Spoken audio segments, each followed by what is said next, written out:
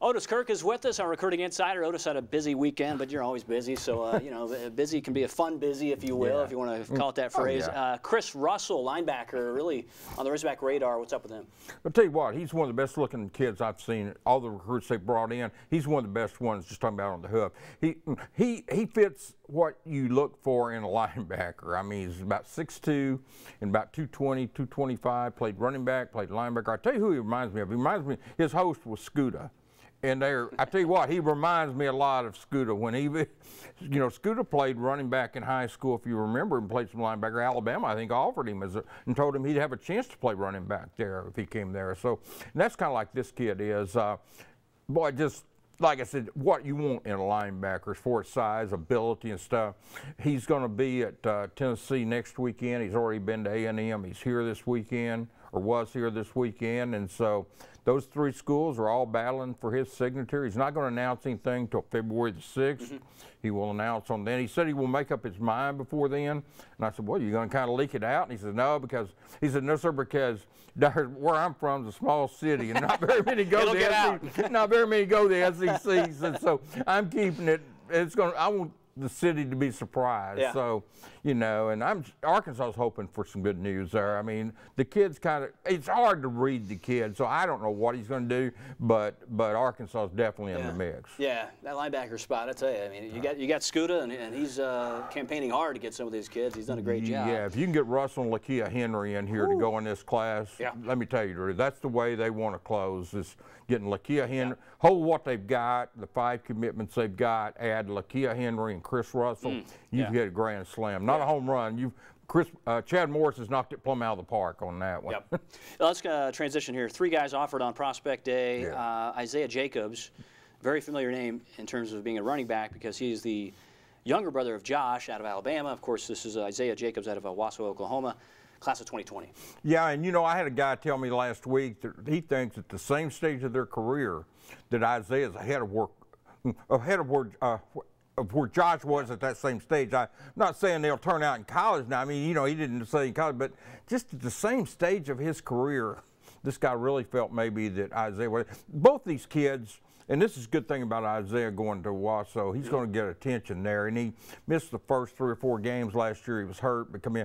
But, Josh flew under the radar for so long over there. And then Alabama came in and kind of surprised everybody and offered. But Isaiah is started out that way, but I think he's going to get the recognition now that people have seen his tape. He's healthy and stuff. I don't think he's going to fly under the radar, but he's a good running back. But just to be mentioned in the same sense as his brother, And like I said, the guy told me, he said, now how will he develop when he gets in college like Josh did?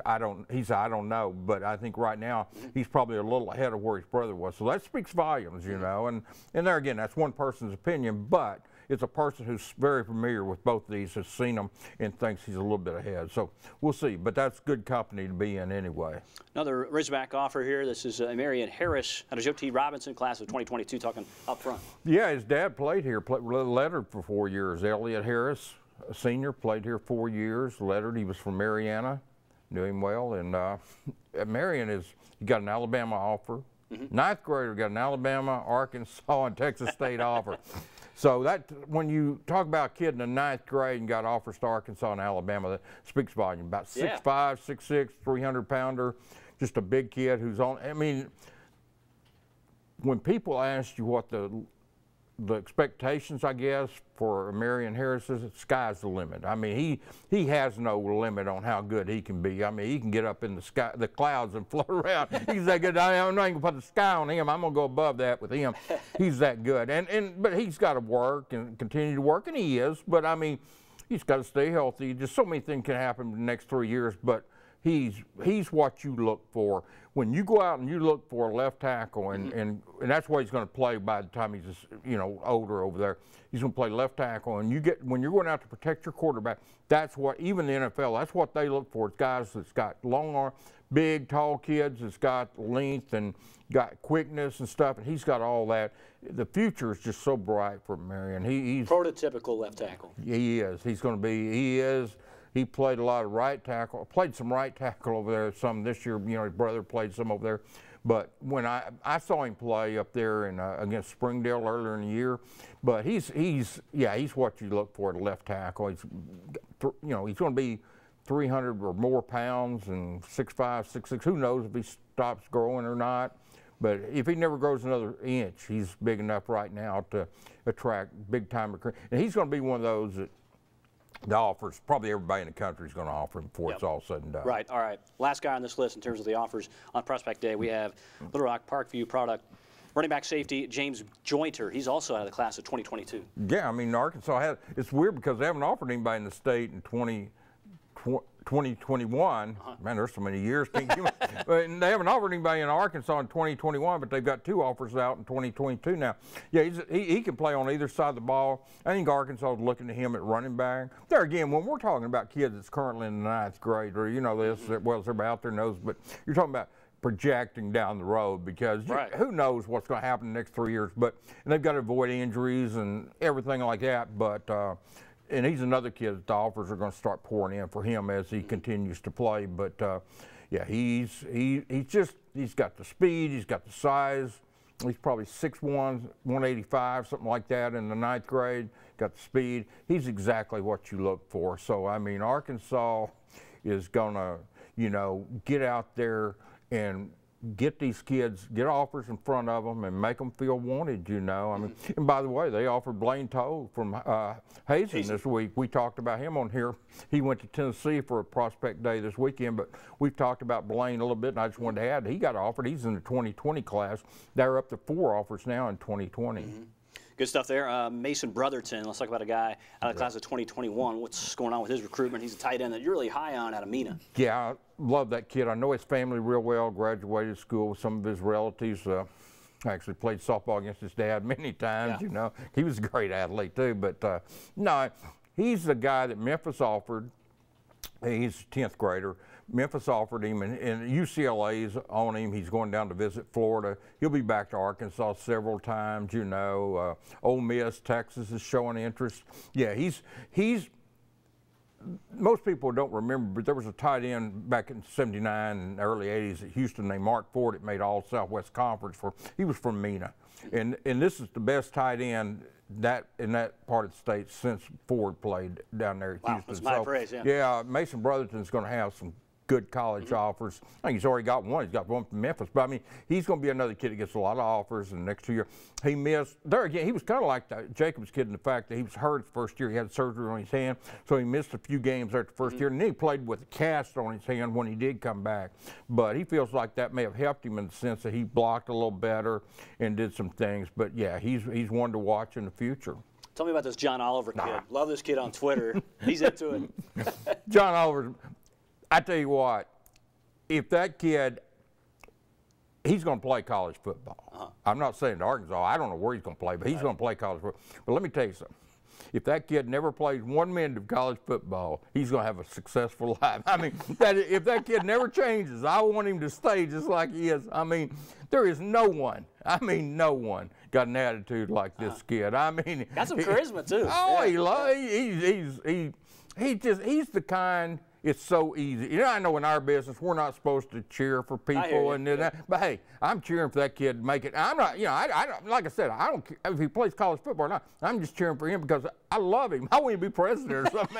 I mean, he's got an attitude. He's got an attitude that he lights up a room. So positive. Yeah, everything's a positive with him. He's willing to work to get what he wants. And when you see a kid like that, and he's not shy about saying it. Yeah. He's not saying, well, if I get this offer or that. No, I mean, he tells you what he wants. He's going for it. He's working hard. And I just hope he has a successful career wherever he goes. Okay, let's go back up front with old lineman Tykeus Crawford. Now, this is somebody who says Arkansas is his favorite right now. Yeah, 2020 kid out of Carthage, Texas. I talked to him last night. He after the junior Prospect Day, it wasn't really a junior day because it was for 3 classes. But anyway, after the Prospect Day, and he told me, yeah, he's committed to Baylor. But he said that's just a verbal commit. But he's got some good offers. He's got Oklahoma State, Baylor, SMU, and some schools offering him. And he's going to be another one that's going to have double-digit offers by the time he gets finished. But Yeah, he was up here for a game last year. He's going to, for the LSU game. He's going to come back. He told me he may be back for the next, next camp or something, or the next prospect day or something. He's going to keep coming back to Arkansas. He just likes it here. He loves it here. I asked him, I said, well, what is it about Arkansas that causes you to want to come back and you like it? He said, everything. He said, everything. I like everything. He whole said, package. Yeah, he said, yeah, they got great facilities, they got great coaches. They, he loves everything. He said, the people, just the atmosphere. He told me, he said, I don't know exact words he used, but there's something, it's in my story, and it's free on Pig Trail Nation or Hogville, but he said something about, there's no telling how good this program can be, something to that extent. He said, there's just no telling where they can go here. I think it's what he said, there's no telling where they can go. So, he's one of those that believes in this program, and he's not, he's a good player, a very good player. Will it be offensive tackle? Will it be offensive guard? That depends on where he goes. He can play in any of those spots on the offensive line, interior or out tackle. But I've seen him projected as a tackle. I've seen him projected as a guard. So it's going to be pretty much where he goes and what they need. But I figure he's one they'll cross-train, to play both. And he's got a lot of value because he can do it all, and he's very talented right now. So the jury's out whether he ends up at Arkansas. Well, as we know, he loves coming to Fayetteville. He loves coming to Fayetteville, and right now, if I had to just project, I think Arkansas gets him. But man, there again, he's a junior, so he'll be signing next year in the early signing period or the late signing period, whenever he chooses. But yeah, and there's a lot of decisions to be made, and he is committed to Baylor, but I think Arkansas is really in pretty good shape there. Dustin Fry's made a very good impression on him, and Coach Traylor too. They're both recruiting him. He's from Carthage, which is in East Texas, where Jeff recruits, but Coach Fry obviously is in on all offensive linemen too, so they're kind of double teaming him, and that's two good recruiters to have on you right there. I know you've mentioned that footprint in East Texas and how huge that is. Much more on that from Otis on Hogville. He mentioned Hogville, a lot of articles on there, and recap from Prospect Day as well. Otis Kirk joining us here on the Pig Trail Show here, and of course we'll have much more coming up here on the Pig Trail after this.